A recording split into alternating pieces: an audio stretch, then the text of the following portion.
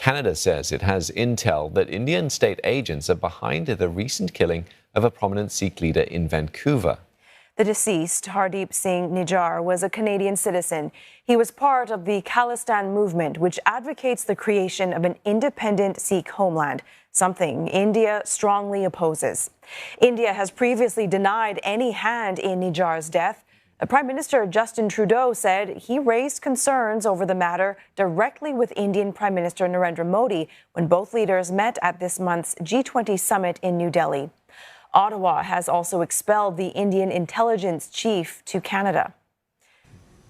Well, for more, Vina Nadjibulla, adjunct professor of public policy and global affairs at the University of British Columbia, joins us now. Good morning, Professor. First off, what's your initial reaction to the Canadian Prime Minister's expelling of India's top diplomat? Was it the right move, or do you think he's escalated the situation too quickly, given an investigation is still ongoing? Good evening. It's good to be with you. This is an extremely serious but also developing story. So we don't know a lot of information yet. What we do know is that for the last few weeks, the government of Canada at the highest levels has been looking into credible intelligence that there are potentially links between this killing of a Sikh leader in Canada on Canadian soils and agents of Indian government. And the Prime Minister chose his words very carefully, so I'm reiterating them here as well. And again, these are still just at the level of allegations. And of course, if proven to be true, this would be a serious blow to Canada's bilateral relationship with India and would also jeopardize Canada's efforts in the Indo-Pacific, where India is a critical partner. So the story is still developing. I think we'll see more actions coming out from the conversations that the Prime Minister and Minister of Foreign Affairs will be having in New York later this week on the margins of the UN General Assembly. But for now, what we have seen are three things: the expulsion of the diplomat, the pausing of trade talks, and obviously the cancellation of a trade visit that was scheduled for early October from the Canadian side to visit India. Now, Prime Minister Trudeau says he raised his concerns directly with Mr. Modi at the G20 summit in New Delhi earlier this month. And the trade mission, as you mentioned, this October has been postponed. Ties are clearly strained.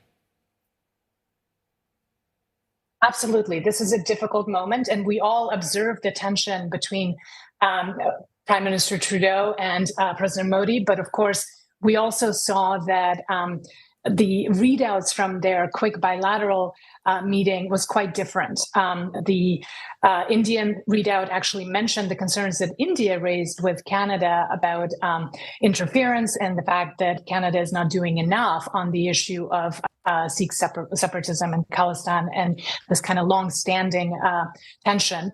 And the Canadian side did not initially say anything, but in the press conference that Prime Minister Trudeau held in India, he was asked questions about it, and he sidestepped the issue. But then, of course, today there were revelations in Canadian media about the story, and the Prime Minister did something incredible and unprecedented. He stood in the House of Parliament and made this announcement and spoke directly to Canadians. And there's been quite a bit of shock and concern about this revelation.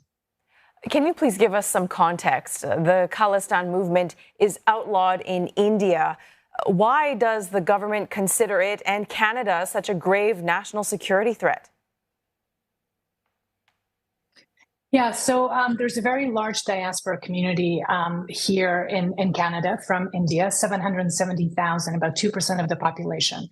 And that population has a small percentage of folks who are interested in advocating for a separate state for the Sikhs in India, the so-called Khalistan movement. I have to stress that it is a small group, and a small portion of it is also has been designated by Indian government as having links to violence, to terrorism, and so forth. So the group, as you pointed out, is outlawed in India. But the government of Canada has consistently insisted that the issue is one of freedom of speech and freedom of assembly, and that Canada is a rule of law country and a democracy, and as such, people are free to gather and people are free to worship, and that it has to protect those rights and is advocating for pluralism and dialogue. But as I said, this has been a long-standing issue and a source of tension in the bilateral relationship. And this latest development will certainly escalate things and does put a different light into conversations around foreign interference, which in Canada until now have been focused primarily on China and China's interference in Canada's elections and China's intimidation of the diaspora community and so forth. But now the conversation is broadening to India, and the current probe that Canada is involved in on foreign interference will now look into India as well, which is a serious development. Yeah, it certainly is. And you mentioned that this is sort of a developing story with more information coming out just recently, prompting Prime Minister Trudeau to make these allegations. What sort of a response are you expecting from the Indian side?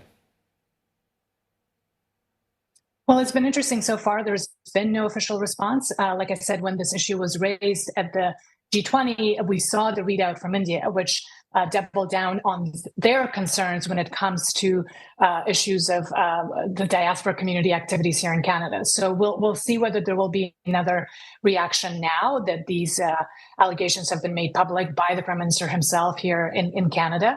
I think what was interesting in Prime Minister's speech was also the fact that he urged again India to cooperate with Canada's investigation into this matter. It's important to note that this is an open homicide investigation, and there have been no arrests made, there have been no charges made. So it's very much an ongoing case, and it would be really good to see that there is collaboration between Canada and India to resolve this matter, because the relationship between Canada and India is a really important one. It's one that Canadian government was hoping to strengthen and improve, again, as part of its Indo-Pacific strategy and a desire to be much more active and reliable partner in the region. And India is just pivotal to that. So any efforts to try to find a way to de-escalate and to also get to the bottom of these intelligence information would be really important, I think, for both sides, but certainly Canada is making that point. All right. We really appreciate your insights on this issue. Thank you very much. Vina Nadjibulla, Adjunct Professor of Public Policy and Global Affairs at the University of British Columbia.